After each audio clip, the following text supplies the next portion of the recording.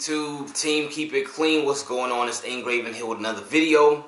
And in this video, Dion Jordan, the former number 3 pick in the draft, number 3 overall pick from the Miami Dolphins. Career didn't quite work out so well, but then he got another chance with the Seattle Seahawks. But now he's a free agent. But either way, Dion Jordan came out today that he is going to be suspended for the first 10 games of the season. And this is after the appeal. So he appealed, but he already lost. And he is going to be being suspended for violating the PED because he took Adderall. He took Adderall. I know Adderall is a drug that's supposed to help you focus. I don't know how I feel. I've never taken Adderall myself, so I'm not sure if it has any crazy side effects, anything like that. But either way, he's being suspended for taking Adderall. And we're going to get into that. But before, just had to give a shout out to all the Bills fans out there. And the Bills super fan and his family. Pancho Villa, or is it Villa? I think it's Villa since he was Spanish. But because he died today. They said he was fighting cancer, and he ended up losing. And unfortunately, for now, death is one of the worst things that we have to deal with. It affects literally everybody, and it's the worst. So I feel for his family, for anybody that ever knew him, for Bills fans, because that when you have a fan of the team like that, other fans of the team can sort of embrace him like family too. Because his fandom and his just energy can be super contagious. So shout out to them, man. Shout out to Bills Mafia, man. But I remember, I think they did it last year too, where they let him come on stage for a draft pick. But this year, when he was in the hospital, they let him call in that first round draft pick when the Bills drafted Ed Oliver. So that was a pretty cool moment. So shout out to the Bills for doing that. And that will be forever in their history and in his family's history too. That the Bills were able to do something so special for him. But anyway, so Team Keep It Clean, back to Dion Jordan. So he's being suspended for 10 games. This is somebody that's been banned for a year before, but he got reinstated. So good for him. This is somebody who said he's going to be cleaning up his life from drugs, from substance abuse, from alcohol. He said he ain't doing none of that no more. And he said that a while back. He said he ain't with that anymore. But this was the use of Adderall. I was reading the article, and I'm going to skim through the article through some points in this video too. But I was reading the article that talked about, and my apologies for doing this video so late. I know I'm a little bit late with it, but it's all good. Better late than never. But I was reading an article that was talking about how he was dealing with his sister, his younger sister, who he feels is like a daughter to him. She had some personal issues going on that the article did not state what those personal issues are. And I'm happy for her that the article didn't state what those personal issues are, because they are exactly that, personal issues. But for him to say that he feels like she's like a daughter to him, that shows exactly how much he cares for. So that's got to be stressful. So that can take your mind off of football easily. Like it's like if you're going to work. If you're going to work and you got personal issues going on with your family, with a close friend, with your husband, your wife, your boyfriend, girlfriend, brother, sister, mother, father, whatever. If you got personal issues going on and you go to work, it can easily affect you. It can throw you off your game. People can usually tell that something's up with you. At least people that know you and people that care about you and people that watch you. People know. So that's tough. I know even for me, if we had something personal going on here, it wouldn't feel right to me making videos. I cannot, if like me and my wife were arguing or something like that, I wouldn't feel right making a video. because I would want to take care of that first and be at peace before I came here. So, yeah, and I mean, you shouldn't let the sun set if you're mad anyway. So that's why I like resolving stuff like that. But anyway, he was dealing with that. And like I said, it could affect any of us if we got something personal going on.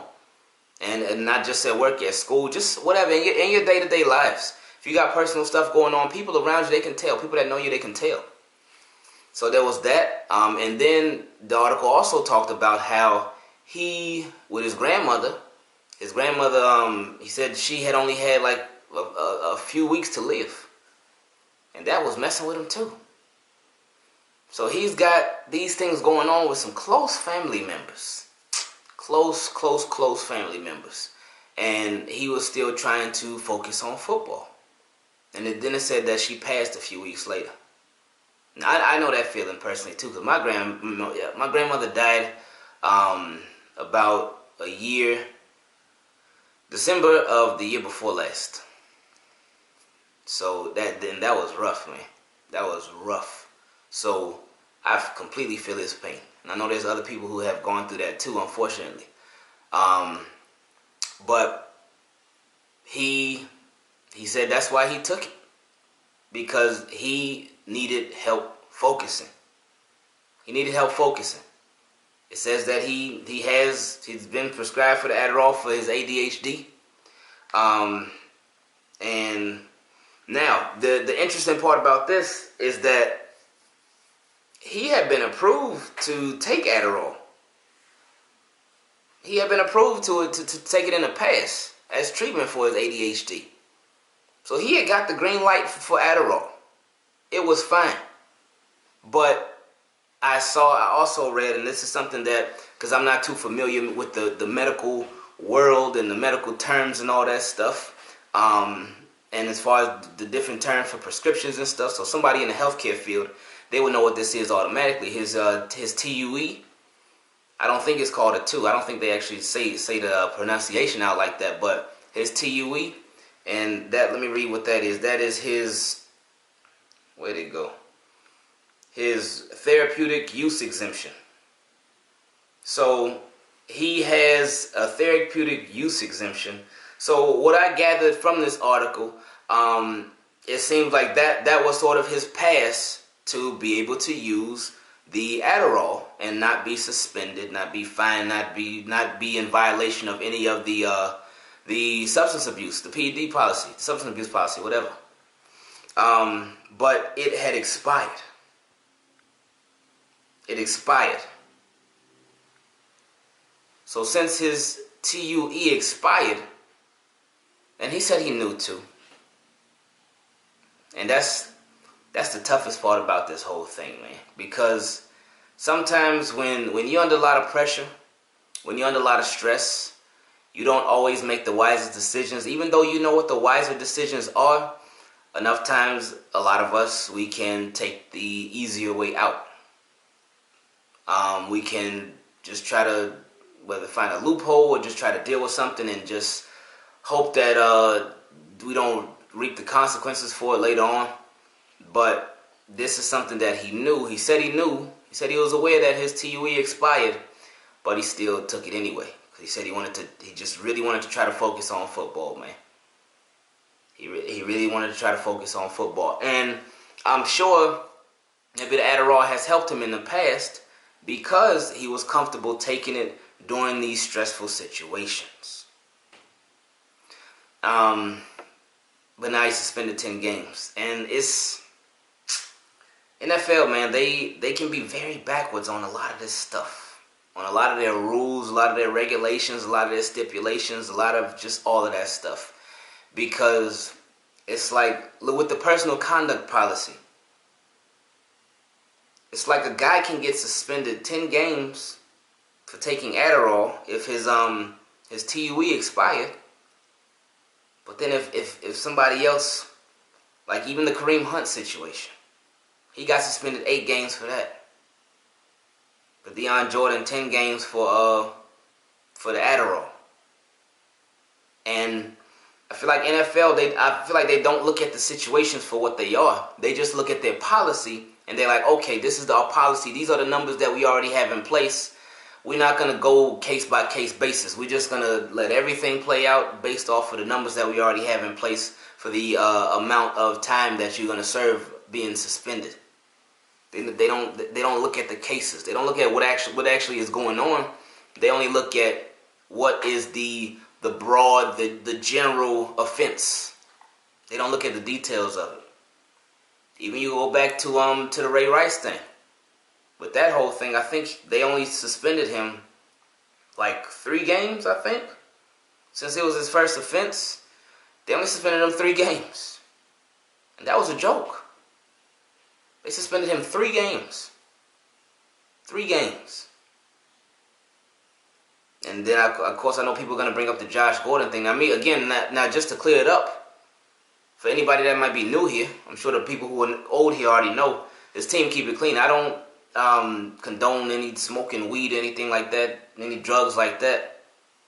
But it's just so backwards, man. The whole NFL and their ruling on stuff is just so backwards. Even with the Giants kicker. The Giants kicker with their stance on domestic abuse, that's part of the personal conduct policy too. I think he got suspended 1 game, I think.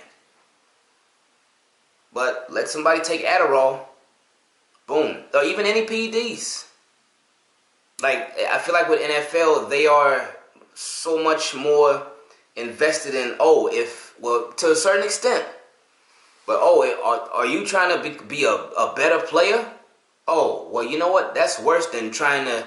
That's worse trying to be a better player individually than trying to hurt somebody else. That's worse. Even a lot of these guys, sometimes it's just a mix-up with a lot of these guys with the whole PEDs thing. Sometimes it's just a mix-up. It's a mix-up. And that's just the NFL, man. That's the business of it. That is the business of it. I guarantee if it was a more high-profile player, we probably might not even know about this. Might not even know. So, it's a very unfortunate situation. Yeah, you got so many other situations you can compare it to. Even the Tyreek Hill thing going on right now. Who knows what's going to happen with that?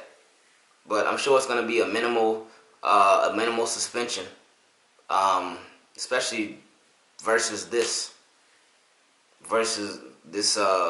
Dion Jordan getting suspended 10 games for the Adderall. So, yeah, he should have made a better decision. He should have got his TUE renewed. But it's I just wish the NFL would just do it case by case.